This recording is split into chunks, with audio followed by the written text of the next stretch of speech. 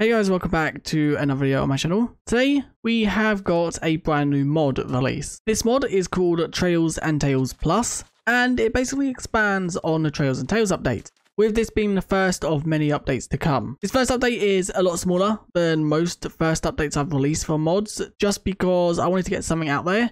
The next update should include a bit more. So the first thing that is actually new is armor trims. There are 5 new armor trims inside the game. Let's quickly just go through them. The first one is called Golem, and it's found in Village Blacksmiths. This is what it looks like, and this is what it looks like on Netherite armor, with every single material type inside of the game, as you can see. The next one is then Cold, and it's found within Igloo basements. And this one looks a little bit different. It's got a lot less detail on it, as you can see, but it's meant to symbolize snowflakes onside the armor. We then have Lost, which is found within dig site chests. Dig site is a new structure that will be shown off later on. And this one basically outlines your armor. As you can see, going through, it just puts an outline on the armor, which kind of makes it look a bit cartoony. We then have Rune, which is found within ruined portal chests, with every single material type you can also see on screen. And then the backs also do have the runes on them as well. You can see the backs a little bit better. And the final one is called Shaft, and it's found within mineshaft chests, the minecart chests. And this one, as you can see, changes every single pixel on the armor. So you can kind of get like amethyst armor. You can also get a lighter iron or a more detailed iron, lapis armor, quartz, diamond. You've got like a messier diamond if that's something you would prefer. You then also have copper, a more messier gold. You've got netherite, which looks more like coal. You then also have emerald and redstone. And as you can see, going around it, it changes every single pixel. Quickly going through the duplication blocks. The duplication block for the golem is oak planks. The duplication block for cold is a snow block. Duplication block for Lost is a dirt block. Duplication block for Rune is netherrack. And the duplication block for Shaft is once again oak planks. The next feature within this version is if you actually have yourselves sniffers, and these sniffers dig up some of the pitcher plants. No, pitcher pods, that is the wrong flower. Once you actually get a pitcher pod from a sniffer, you can then place it inside of a crafting table with a bamboo slab to get a pitcher slab. And this pitcher slab is basically, if we quickly just head over here and plant down a pitcher pod, so we need to grab ourselves a hoe. This pitcher slab is this block right here that's at the bottom of the pitcher. As you can see, if the sniffer actually moves out of my face and I place it down, you can see it's that, but it's more of a slab rather than the little block that is. And you can obviously make this into a full block, which you can see right here. That's what it looks like as a full block. You can also make it into a top slab, which as you can see, the bottom looks like that. And you can also have it as a bottom slab. It's not an easy block to currently obtain because you need sniffers to give you the pitcher plant or pitcher pod. And then you need to actually combine it with bamboo. Bamboo is not really the problem though. The sniffers are, so maybe we'll actually change that recipe in the future to make it a little bit easier to obtain. The next feature within this first update is petals for every single color type. So currently inside of Minecraft there are pink petals. Well, there are now white petals, light grey petals, black petals, brown, red, orange, yellow, lime, green, cyan, light blue, blue, purple and magenta. And then obviously the Minecraft pink ones also. These are actually obtained by putting any colour inside of a crafting table. So if I quickly just grab, say, yellow dye, then place down a crafting table and put yellow dye with any of these, as you can see, you get 1 for 1. So basically how you would get any colour to start off with is you would just throw the actual pink petals that you get from the cherry grove into a crafting table with your coloured dye, and then you'll get that dye in return.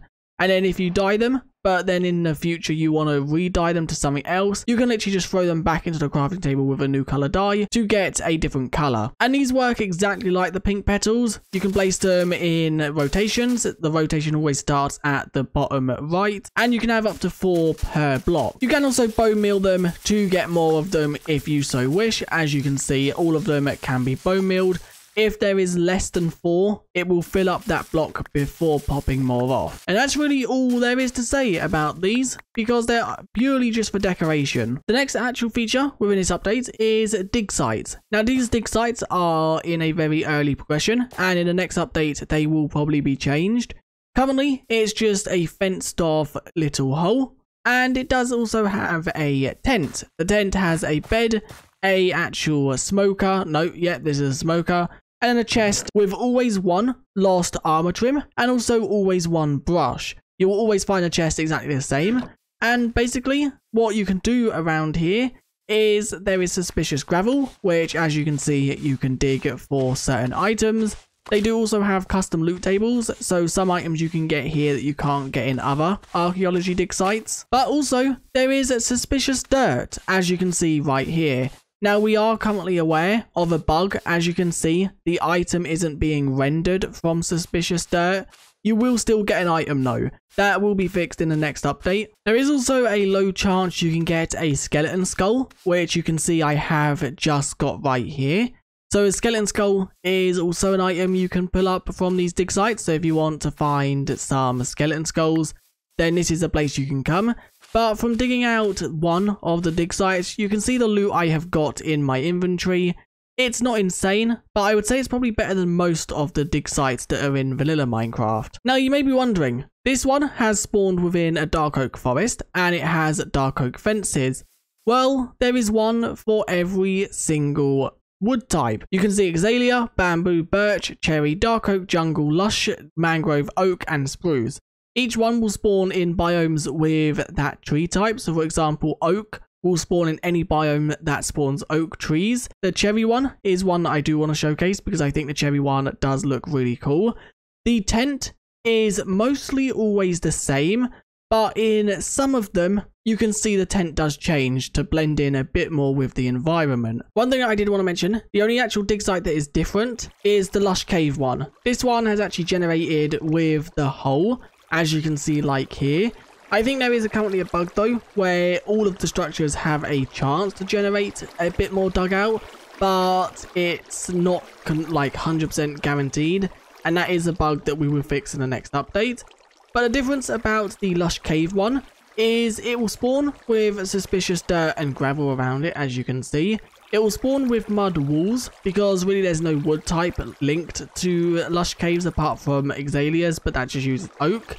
The actual tent is also not a thing within the Lush Caves because people wouldn't want to be living at a dig site underground, so the tent doesn't exist. But there is still a chest with a lost armor trim and a brush. The next change we have to head to the Nether for, and that is because Bastions, if you have never looked at a Bastion before, it's a place that lives piglings and pigling brutes. And if you weren't aware, inside of Minecraft 1.20, they actually added the new pigling head.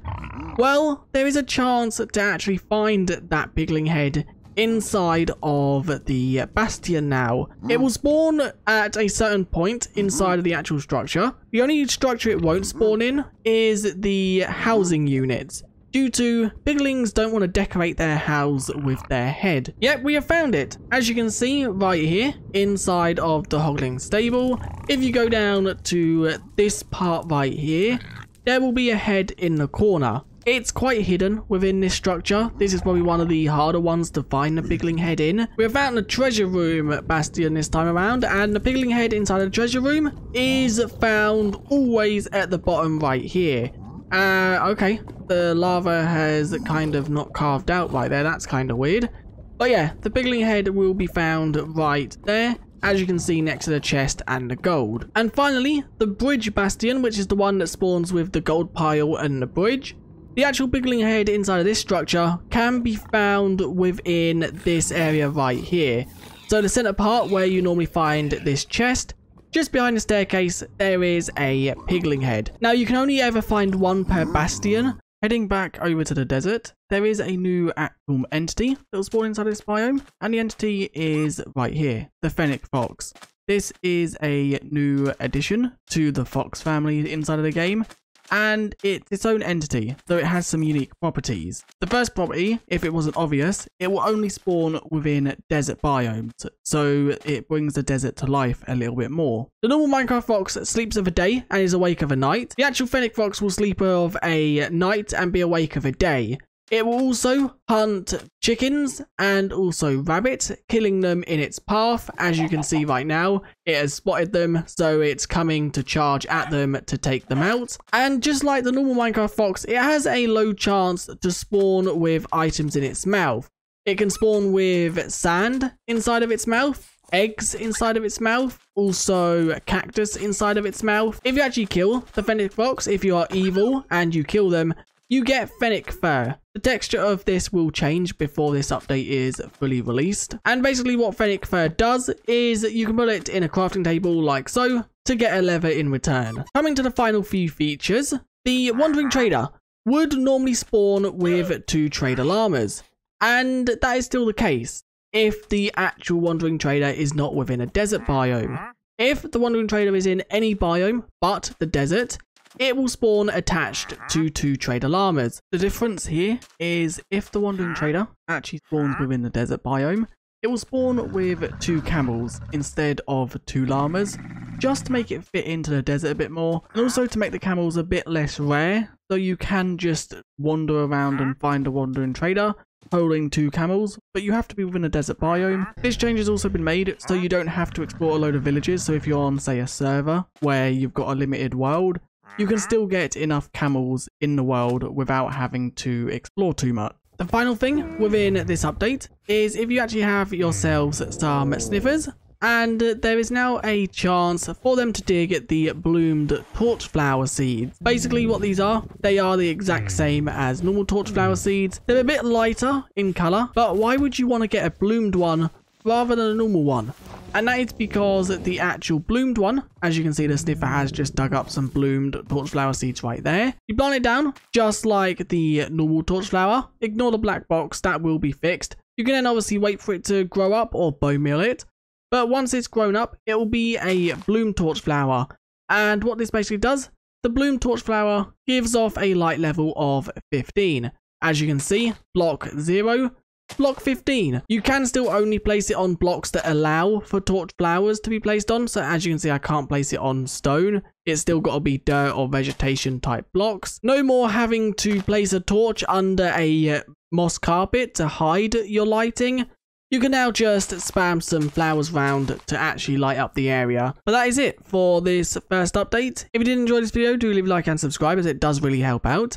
Also, if you want to suggest features for future updates, you can do that either in the comments of this video or in my Discord. My Discord is a much better way to do it. If the features get decided, you can actually find out what version they are being added in due to a forum inside of Discord. And you can also get early access to future updates of the mod to practice with your suggested feature or to help us find bugs and polish out the mod. Discord will be linked in the description, so if you do want to do that, then you can. But anyway, I'll see you guys in the next one. Bye.